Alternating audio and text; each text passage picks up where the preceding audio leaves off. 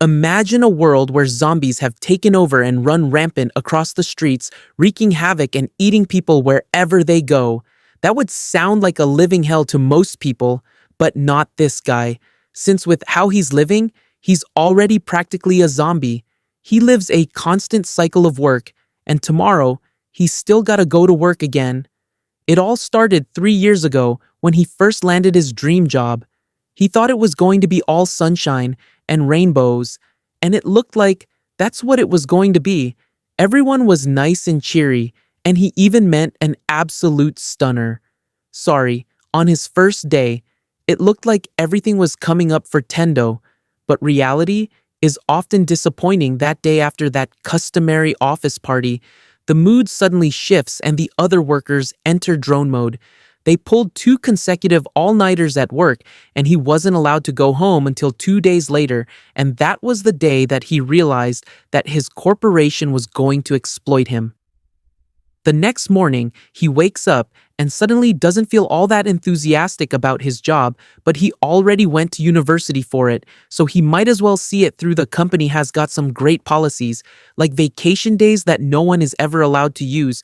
We got unpaid overtime, we got underpaid workers, and a screaming man baby for a boss who wouldn't want to work here.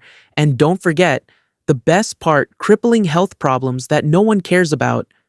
By the second year, Tendo is starting to succumb to the crippling health issues, and to make it better, his boss gives him another pile of work to do. The only thing keeping him sane is Saori and the thought that he'll be able to have a chance with her. But it just keeps getting worse for my dude.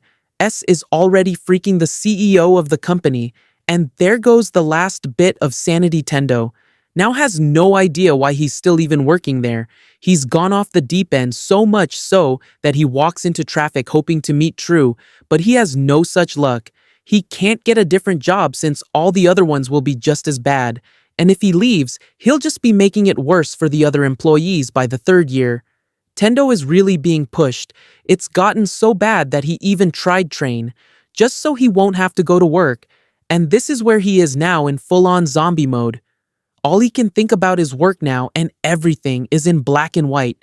He wakes up the next morning and has a mini panic attack about not wanting to go to work. He then gets dressed, is about to go to work, but as he drags himself out of house, he notices that there is a letter in his mailbox. He forgot to pay his parking pass, so he trudges over to the building manager's room to try and explain why he didn't pay it. As he gets to the door, but he finds is not what he'd normally expect. He sees the building manager neck deep in someone's guts, and that is the first bit of color he's seen in a long while. He bolts out of the room and tries to run out of the building, but he only finds more zombies waiting for him outside. He turns around and runs upstairs, and all the while, he's thinking, what am I going to do if this keeps up? I'm going to be late for work. But as he sees it crashing plane going down overhead, he has an epiphany. All the bosses that made his life a living hell, those are probably dead. He doesn't have to go to work anymore. His life now has meaning again, and he can finally see all the color in the world once more. He sits on a rooftop and thinks about all the things that he will be able to do now that he has free time again. He then thinks about SA and wonders if she's all right. He decides to try and confess to her, even if it gets him killed.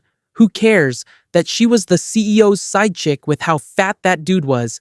He probably won't be able to outrun the zombies, so he's dead by now, and with that he rides off on his bike to go find where she lives. But when he gets there, he finds the boss shoes there and the man standing zombie-ified. So he takes the opportunity to hand in his resignation and body slam him out the window. Unfortunately, Sal was also there, and she's also turned into zombie. So with tears in his eyes, he confesses to her to gain closure and runs off to avoid being eaten. That night, he thinks about what he's going to do from now on. With the state of the world, he could die at any moment. So why not make the most of it with that? He creates his bucket list of things he wants to do before he dies the next day.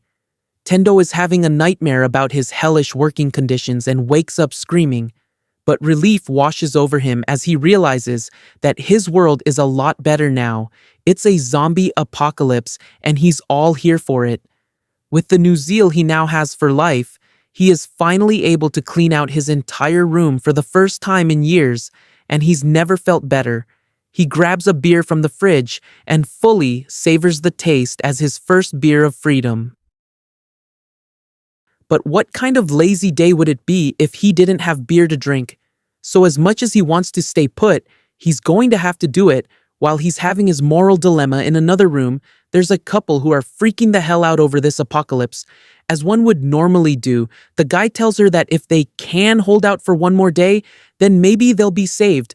But no one's coming to save them. He goes out onto the balcony and prays for some